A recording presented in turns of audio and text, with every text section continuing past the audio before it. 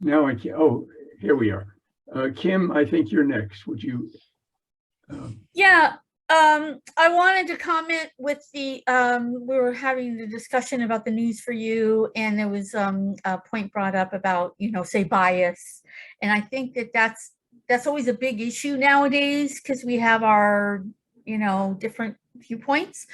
But I think that's a good learning opportunity to teach students to read critically, I guess you could say, because generally speaking, I think nowadays we can't believe everything we read. There's a lot of things that are out there, and I think critical thinking, maybe is something that we can think about bringing in, without doing a bias, but just maybe again trying to teach them that when they're reading news or things like that, that I think it's important for them to ask questions. And so I think that that's a good lesson as part of the whole literacy experience.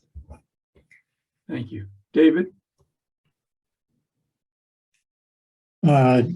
First, I was going to say something else, but first I will want to echo what Kim just said. I think that's critical thinking is important, especially some of our, many of our students in the South Bay area, in the northern South Bay, who are Hispanic and typically have very little education. They tend to believe whatever they read or hear, or take it as it's true. Somebody says it, which obviously is not a safe thing to do.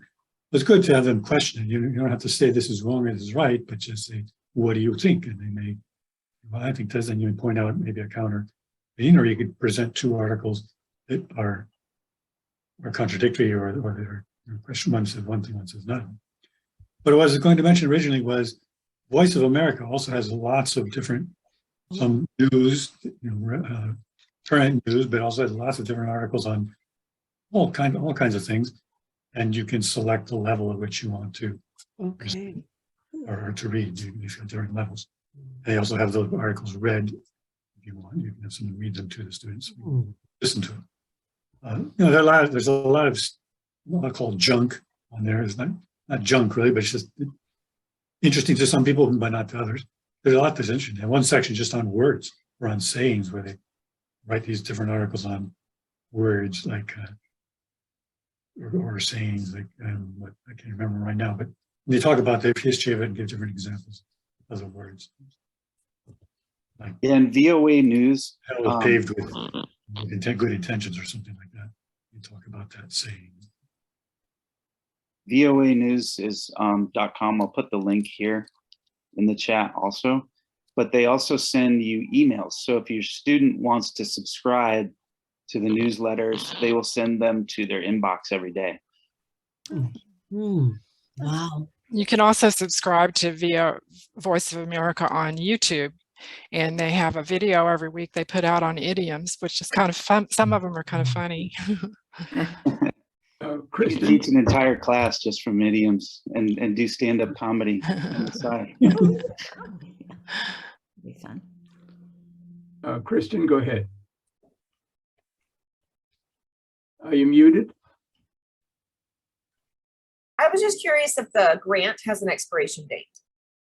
I think they want us to use it as fast as we can, but because they actually awarded it to us last year, but since we didn't get the award and what have you, they've extended it. But I think they want us to use it as quickly as possible. It sounds like there's interest in this, so I will contact the sales representative and get all the information on how we do, how much it is and how it's used and all that. Okay. Thank you again, Lainey. I think your presentation was about as relevant as any that I've ever seen at a fall conference. I mean, it's right on. Thank you. Good. I'm glad. Yeah, there's a lot of, Maureen and I learned a lot. There was a lot of information and probably didn't do it justice. So, but did best we could there. Great. I think we need to move on. There's one more question. Is it Karen who has a question? No. Okay.